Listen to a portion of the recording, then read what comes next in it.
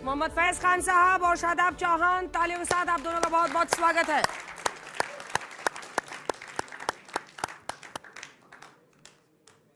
आपका 1.5 मिनट का समय शुरू होता है मोहम्मद फैज खान साहब। अब बिस्मिल्लाहिर्रहमानिर्रहीम। भारत माता की हिंदुत्व चलेगा क्योंकि बलिया के लाल मंगल पांडे ने गौ रक्षा के लिए अंग्रेज अधिकारी के सीने पर गोली मार दी थी।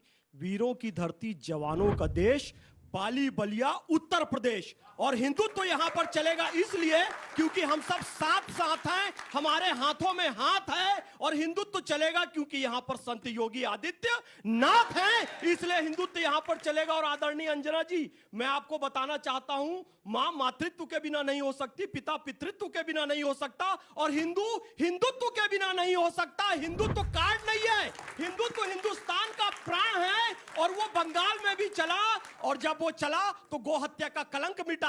जब वो चला तो रोहिंग्या बोरिया बिस्तर बांधकर भागे, और जब वो चला तो शिवलिंग का अपमान करने वाले हजारों कतार रो रहे हैं। जब बंगाल में चैतन्य महाप्रभु और स्वामी विवेकानंद की भूमि पर हिंदुत्व चल सकता है, तो उत्तर प्रदेश अवध की भूमि, भय प्रकट कृपाला दीन दयाला कौशल्या हितकारी, हर्षित महतारी मुनि मनहारी अद्भुत रूप विचारी, वहां हिंदुत्व कैसे नहीं चलेगा जहां मथुरा और वृंदावन है। वसुदेव सुतम देवम कंस चाणूर मर्दनम देवकी परमानंदम कृष्णम वंदे जगत गुरुम, वहां हिंदुत्व कैसे नहीं चलेगा जहां गंगा घाट पे बैठकर वजू करते हैं और उसके बाद बालाजी मंदिर में शहनाई बजाते हैं उस्ताद बिस्मिल्लाह खान, और गाजीपुर के लाल हवलदार अब्दुल हमीद हिंदुस्तान के लिए देते हैं अपनी जान। तो वहां हिंदुत्व कैसे नहीं चलेगा? और हिंदुत्व चल रहा है, इसलिए समाजवादी पार्टी वाले भी हनुमान चालीसा गा रहे हैं। चलिए तालियों के साथ बहुत बहुत क्लोजिंग टच इधर से मिल चुका है।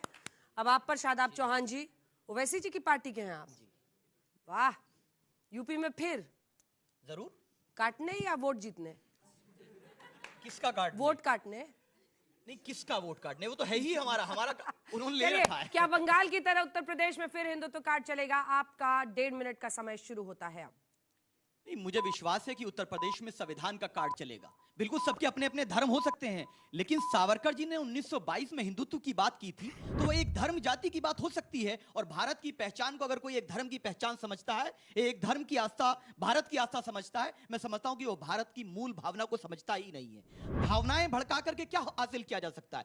दूसरी बात यह है कि जो लोग बात करते हैं राम राज्य की और कहते हैं कि हिंदुत्व का कार्ड है, क्या जहां नीट का पेपर लीक हो जाए ये हिंदुत्व का कार्ड है? जहां पर बच्चों को रोजगार नहीं है, जहां महिलाओं के साथ अपराध हो रहा है, लगातार भ्रष्टाचार चरम सीमा पर है, स्वास्थ्य सेवाएं नहीं है, उसको आप कहते हैं कि हिंदुत्व का कार्ड है? जहां कार्ड खेलने की जरूरत पड़ती हो, समझ लीजिए कि सरकारें 12-14 साल से कुछ नहीं कर रही है, सिर्फ लड़ाने का कार्य कर रही हैं। यह बात स्पष्ट है कि इस बार न्याय का कार्ड चलेगा, और उस न्याय के कार्ड में हर उस व्यक्ति को सामने आना पड़ेगा कि चाहे आपका जाति धर्म संप्रदाय कुछ भी है, लेकिन ऐसे लोगों को सबक सिखाना पड़ेगा जो आपकी बात नहीं करते हैं। रही बात धर्म की, संविधान का अनुच्छेद 25 ये सुनिश्चित करता है कि अगर आप हिंदू हैं तो अपने धर्म पे चले, मुसलमान है तो अपने पे चले।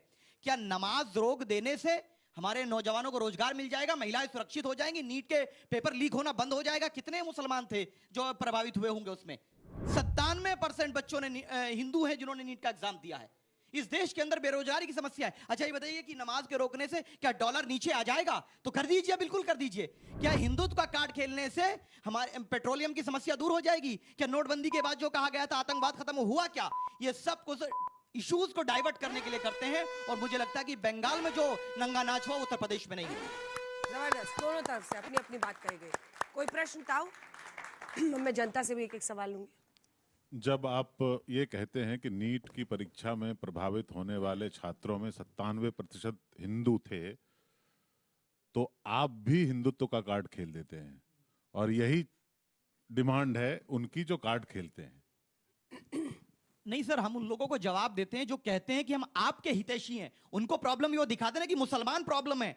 असली हम उनको ये बताना चाहते हैं कि भाई आप, मेरी नफरत के नाम पर आपके इश्यूज को डाइवर्ट किया जा रहा है, मेरे नाम की नफरत की दीवार लगा करके आपके बच्चों को रोजगार छीना जा रहा है, आप पर अपराध किया जा रहा है, आपकी बेटियों की इज्जत लूटी जा रही है, आपको डॉलर के नाम पर तमाम चीजों में महंगाई, आप देखिएगा आर्थिक सुनामी सामने खड़ी है, और इनको हिंदुत्व कार्ड की पड़ी है। ठीक है, आप दोनों का कोई प्रश्न?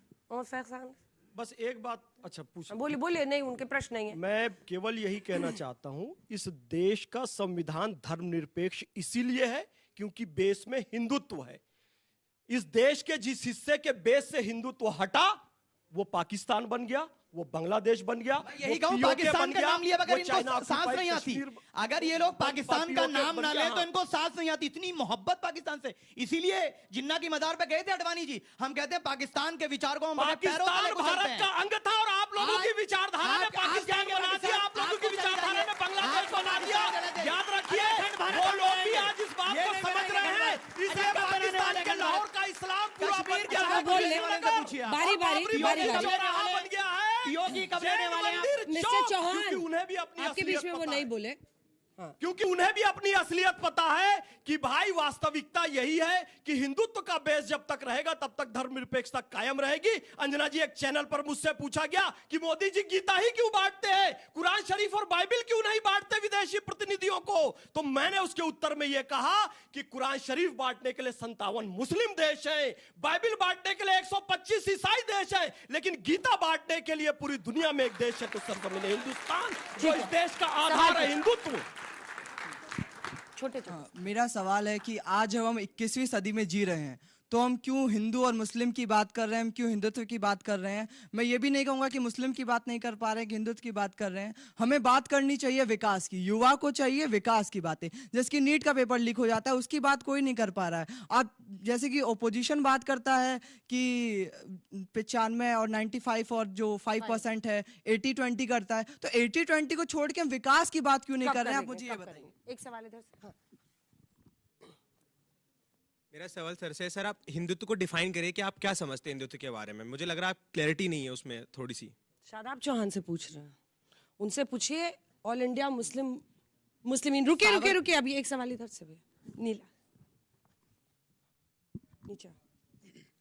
अगर हम 2024 का चुनाव देखें तो बीजेपी ने वो भी हिंदुत्व के मुद्दे पे लड़ा था, क्योंकि उस समय राम मंदिर बना था, तब तो आप एकदम पीक पे थे हिंदुत्व में। मगर कहीं ना कहीं ये देखा गया कि पीडीए का फॉर्मूला हो या जातीय समीकरण हो, उन्होंने हिंदुत्व के मुद्दे को काटा। तो अब 10 साल बाद जब आपकी एंटी इनकम्बेंसी होगी, बेरोजगारी, महंगाई जैसे मुद्दे चरम पे होंगे, तो आपको लगता है कि जातीय समीकरण के मुद्दे और साथ में इन मुद्दों को आप हिंदुत्व के नाम पर टैकल कर पाएंगे? ठीक है, छोटा सा आप दोनों जवाब दीजिए, उसके बाद से अपना रिपॉर्टल राउंड शुरू। मेरे भाई सावरकर साहब ने इस विचार को सामने रखा था और ये पॉलिटिकली आइडियोलॉजी है।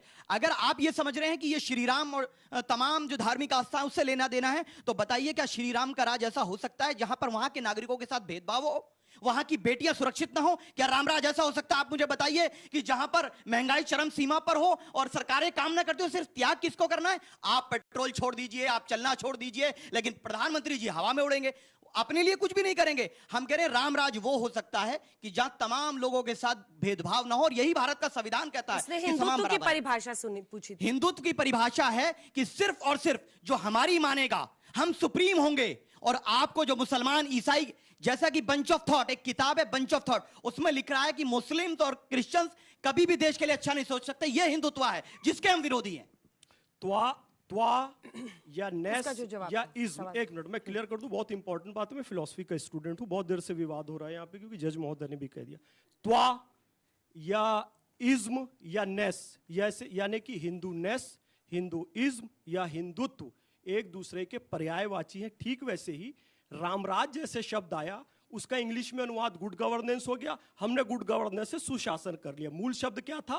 रामराज। मूल शब्द हिंदुत्व है। वो किसी का भी प्राण जो नेस होता है ना, सार तत्व होता है। मैंने कहा मां का सार तत्व मातृत्व, यानी मातृत्व के बिना मां हो ही नहीं सकती। पितृत्व, पितृत्व के बिना पिता हो ही नहीं सकता। हिंदुत्व के बिना हिंदू हो ही नहीं सकता। 1922 से पहले नहीं हिंदू थे। हैं जिनके अंदर 1922 से पहले नहीं हिंदू नहीं थे है, क्या? तो उसे हिंदू नहीं माना जा सकता। लेकिन डॉक्टर एपीजे अब्दुल कलाम को हिंदू माना जा सकता है, क्योंकि उनके अंतर्गत हिंदुत्व है। भगनी निवेदिता को हिंदू माना जा सकता है क्योंकि उनके अंदर हिंदुत्व है। ममता बनर्जी को हिंदू नहीं माना जा सकता क्योंकि ब्राह्मण परिवार में ही पैदा होकर उनके अंतर्गत हिंदुत्व अच्छा, नहीं है। 1922 से पहले हिंदू नहीं थे क्या? हिंदुत्व जो आया 1922 से पहले, अच्छा पहली बार कब इस्तेमाल किया गया मुझे बता दीजिए। उससे पहले सदियों से परंपरा है। सनातन धर्म क्या हिमालयम सौरभ सौरभ है क्या? हिंदू तो ये कह रहे हैं कि नहीं, सावरकर जी जैसा बोलिए वो सुप्रीम है। ताली बजा दीजिए, उन्होंने बहुत अच्छा बोला। अपनी अपनी जगह पर जाइए। गजब, कमाल।